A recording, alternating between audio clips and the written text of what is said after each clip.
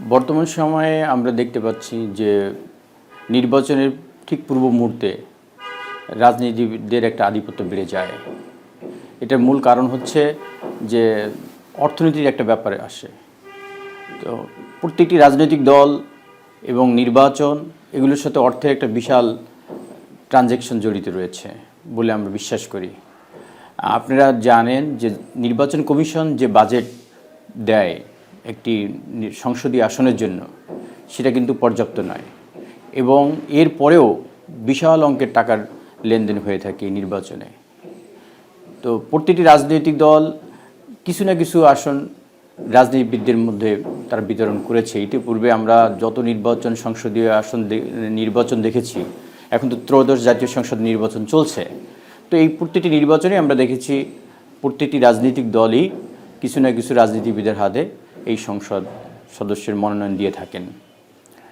এখন এটা গ্র্যাজুয়ালি এখন এমন একটা পর্যায়ে চলে এসেছে যে প্রায় 50% ওর কাছাকাছি সংসদ সদস্য বা মনোনয়ন প্রার্থী রয়েছে যারা রাজনীতিবিদ নয়, ব্যবসায়ী। এবং আগে রাজনীতির যে একটা আদর্শ ছিল, রাজনীতিবিদদের একটা নীতি ও আদর্শ ছিল, এবং রাজনৈতিক দলেরও একটা নীতি আদর্শ ছিল। দেশ আস্তে আস্তে এটা থেকে একটু বিচ্যুত হয়ে লাইনচ্যুত হয়ে ব্যবসায়ীদের দিকে, যারা আর্থিকভাবে স্বাবলম্বী তাদের দিকে ঝুঁকছে। অ্যাজ এ রাজনীতিবিদ আমি মনে করি এটা উচিত নয়। যিনি রাজনীতিবিদ তিনি পরিচয় দিবেন আমি রাজনীতিবিদ, এবং তার পেশাও থাকবে রাজনীতিবিদ। আপনি জানলে অবাক হবেন, বর্তমানে যারা মনোনয়ন দাখিল করেছেন খুব হয়তো 2-1% লোক তার পেশাকে রাজনীতি উল্লেখ করেছেন, যেটা হাস্যকর। কেননা রাজনীতিবিদ যিনি, তিনি গর্বের সাথে বলবেন আমার পেশা রাজনীতি, এবং রাজনীতি করেও কিন্তু অনেক টাকা পয়সা কামানো যায়, উপার্জন করা যায়। কিন্তু সেটা রাজনীতিবিদরা বা সংসদ সদস্যরা ওই পেশার ক্ষেত্রে রাজনীতিবিদ কথাটা লেখেন না, কিন্তু গর্বের সাথে তাকে সেটাই লেখা উচিত।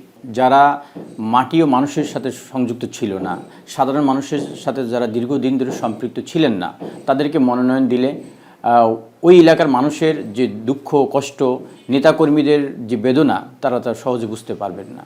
বিদেশে বসে অনেকেই দেশ থেকে পালিয়েছিলেন, তারা এখন বাংলাদেশে এসে মনোনয়ন নিয়েছেন, এটা সত্য কথা।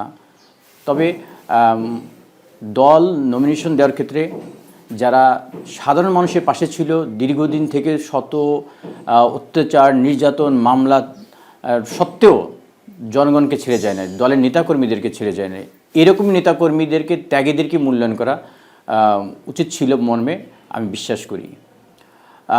আরেকটা কথা যেটা বললেন, আগে শিক্ষক রাজনীতিবিদ হতেন বা আইনজীবীরা রাজনীতিবিদ পেশায় আসতেন। মূলত এমপি মানে হচ্ছে মেম্বার অফ পার্লামেন্ট, জাতীয় সংসদের এই পদটি দিয়ে আইন প্রণয়ন করা হয়।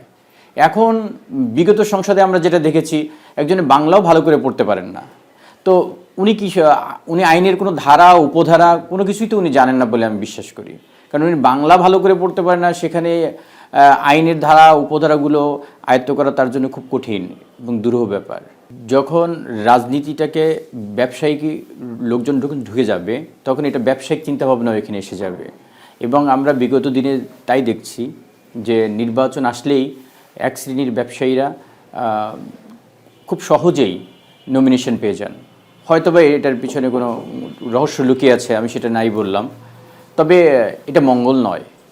কারণ যিনি রাজনীতিবিদ তিনি তার পেশায় উল্লেখ করবেন যে হ্যাঁ আমি রাজনীতিবিদ, পেশা রাজনীতিবিদ, এবং তিনি জানেন তিনি ঘাত প্রতিঘাতের মধ্য দিয়ে যে সংসদে যাবেন, তার জীবনের যে অভিজ্ঞতা, রাষ্ট্র পরিচালনার যে অভিজ্ঞতা, সেই অভিজ্ঞতা দিয়ে তিনি রাষ্ট্রকে একটি গণতান্ত্রিক পন্থায় নিয়ে যাবেন এবং দেশের উন্নয়নে গুরুত্বপূর্ণ ভূমিকা পালন করবেন।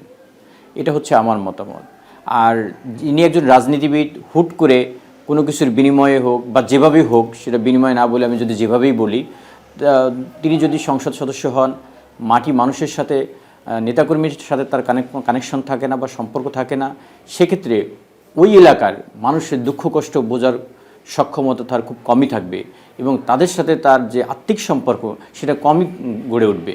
সেক্ষেত্রে ওই এলাকা অনেকাংশেই অনুন্নত থেকে যাওয়ার সম্ভাবনা থাকে। যারা রাজনীতিবিদ তাদেরই উচিত নমিনেশন পাওয়া, যারা বিগত দিনে শত অন্যায় অত্যাচার নির্বিচারের মধ্যেও নেতাকর্মীদেরকে ফেলে পালিয়ে যান নাই বা লুকিয়ে থাকেন নাই, নেতাকর্মীদের মাঝেই ছিলেন, তাদের সুখ দুঃখ বুঝেছেন, অত্যাচার নির্যাতনের ভাগিদার হয়েছেন, তাদেরকে নমিনেশন দেওয়া উচিত ছিল।